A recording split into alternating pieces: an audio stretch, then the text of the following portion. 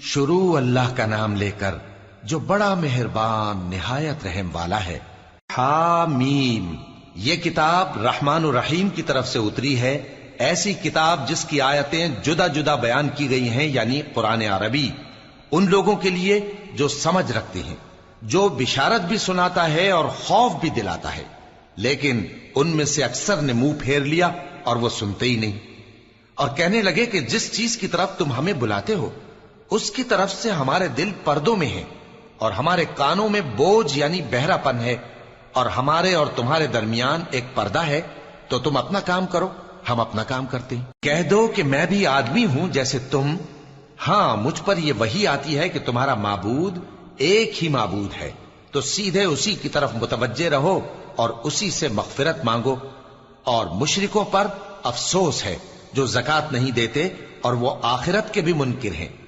جو لوگ ایمان لائے اور عمل نیک کرتے رہے ان کے لیے ایسا ثواب ہے جو ختم ہی نہ ہو۔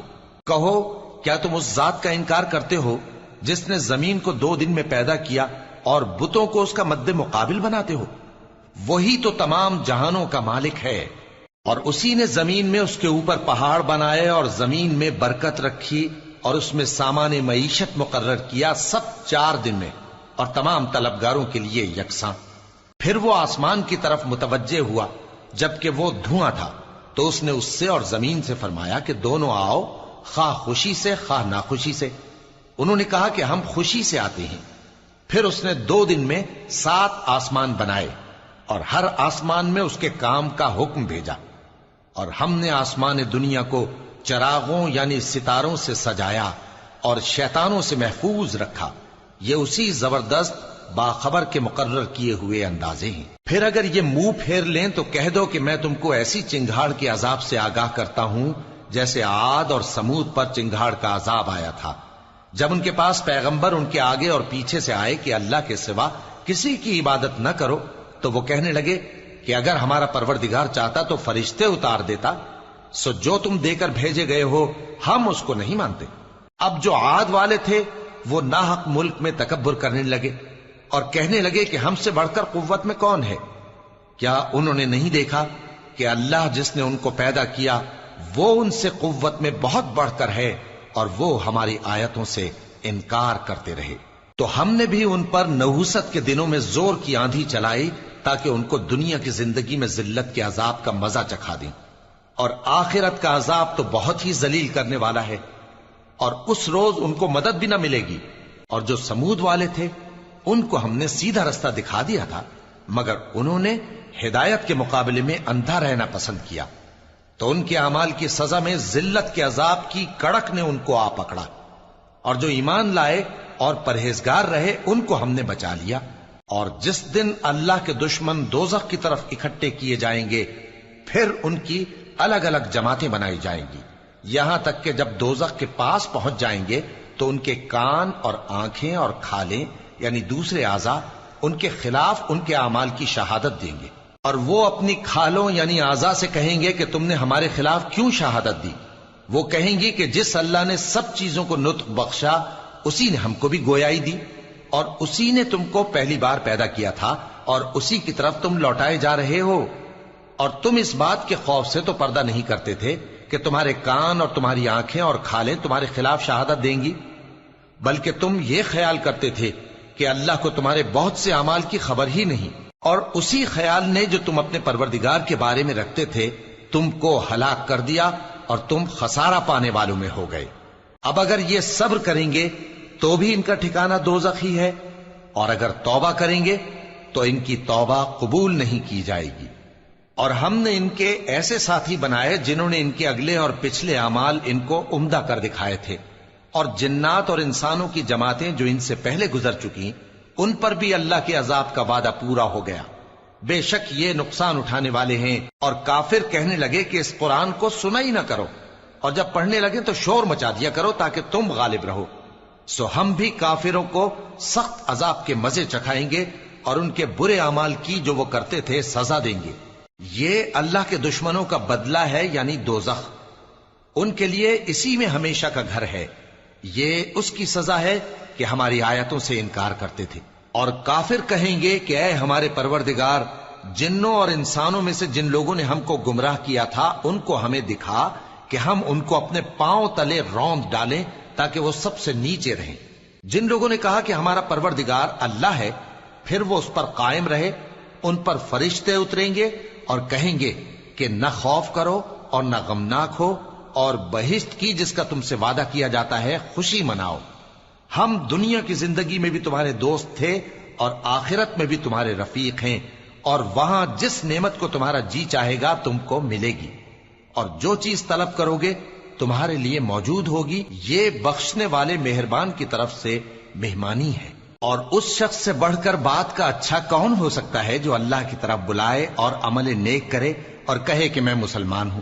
اور بھلائی اور برائی برابر نہیں ہو سکتی، تو سخت کلامی کا ایسے طریق سے جواب دو جو بہت اچھا ہو۔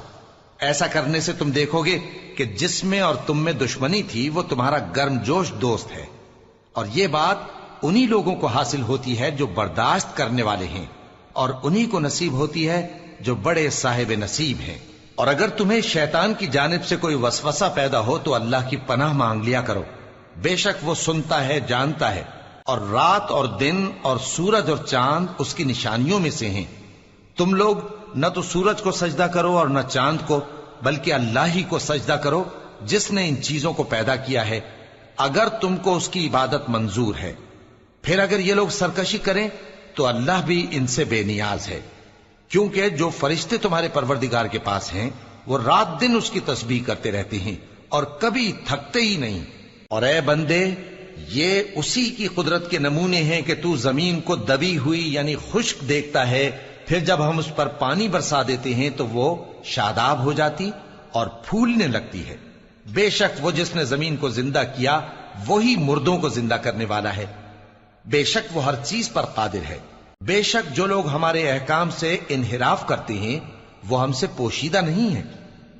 بھلا جو شخص دوزخ میں ڈالا جائے وہ بہتر ہے یا وہ جو قیامت کے دن بے خوف ہو کر آئے؟ تو خیر، جو چاہو سو کر لو، جو کچھ تم کرتے ہو وہ اس کو دیکھ رہا ہے۔ جن لوگوں نے نصیحت کو نہ مانا جب وہ ان کے پاس آئی، حالانکہ یہ تو ایک عالی رتبہ کتاب ہے، اس میں جھوٹ کا دخل نہ آگے سے ہو سکتا ہے نہ پیچھے سے۔ یہ کتاب حکمت والے، خوبیوں والے کی اتاری ہوئی ہے۔ اے پیغمبر، تم سے وہی باتیں کہی جاتی ہیں جو تم سے پہلے پیغمبروں سے بھی کہی گئی تھیں۔ بے شک تمہارا پروردگار بخش دینے والا بھی ہے اور عذاب علیم دینے والا بھی۔ اور اگر ہم اس قرآن کو غیر عربی زبان میں نازل کرتے تو یہ لوگ کہتے کہ اس کی آیتیں ہماری زبان میں کیوں کھول کر بیان نہیں کی گئیں؟ کیا خوب کہ قرآن تو عجمی اور مخاطب عربی۔ کہہ دو کہ جو ایمان لاتے ہیں ان کے لیے یہ ہدایت اور شفا ہے، اور جو ایمان نہیں لاتے ان کے کانوں میں گرانی یعنی بہراپن ہے، اور یہ ان کے اندھے پن کا باعث ہے۔ ان کو گویا دور کی جگہ سے آواز دی جاتی ہے۔ اور ہم نے موسیٰ کو کتاب دی، پھر اس میں اختلاف کیا گیا، اور اگر تمہارے پروردگار کی طرف سے ایک بات پہلے نہ ٹھہر چکی ہوتی تو ان میں فیصلہ کر دیا جاتا۔ اور یہ اس قرآن کی طرف سے بڑے بھاری شک میں پڑے ہیں۔ جو نیک کام کرے گا تو اپنے لیے، اور جو برے کام کرے گا تو ان کا ضرر اسی کو ہوگا، اور تمہارا پروردگار بندوں پر ظلم کرنے والا نہیں۔ قیامت کے علم کا حوالہ اسی کی طرف دیا جاتا ہے، یعنی قیامت کا علم اسی کو ہے۔ اور نہ تو پھل غلافوں سے نکلتے ہیں اور نہ کوئی مادہ حاملہ ہوتی ہے اور نہ جنتی ہے مگر اس کے علم سے۔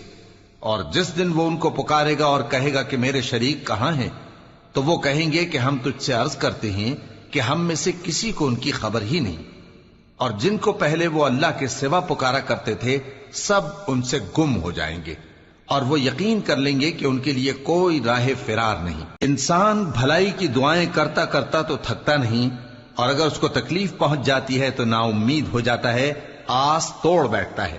اور اگر تکلیف پہنچنے کے بعد ہم اس کو اپنی رحمت کا مزہ چکھاتے ہیں تو کہتا ہے کہ یہ تو میرا حق تھا، اور میں نہیں خیال کرتا کہ قیامت برپا ہو۔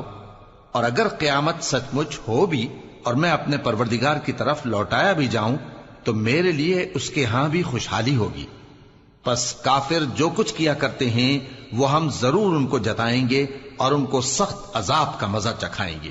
اور جب ہم انسان کو نعمتوں سے نوازتے ہیں تو وہ منہ موڑ لیتا ہے اور پہلو پھیر کر چل دیتا ہے، اور جب اس کو تکلیف پہنچتی ہے تو لمبی چوڑی دعائیں کرنے لگتا ہے۔ کہو کہ بھلا دیکھو تو اگر یہ قرآن اللہ کی طرف سے ہو پھر بھی تم اس سے انکار کرو تو اس سے بڑھ کر کون گمراہ ہے جو حق کی مخالفت میں دور نکل گیا ہو۔ ہم ان قریب ان کو اطراف عالم میں بھی اور خود ان کی ذات میں بھی اپنی نشانیاں دکھائیں گے، یہاں تک کہ ان پر ظاہر ہو جائے گا کہ قرآن حق ہے۔ کیا تم کو یہ کافی نہیں کہ تمہارا پروردگار ہر چیز سے خبردار ہے؟ دیکھو یہ اپنے پروردگار کے روبرو حاضر ہونے سے شک میں ہیں۔ سن رکھو کہ وہ ہر چیز کا احاطہ کیے ہوئے ہے۔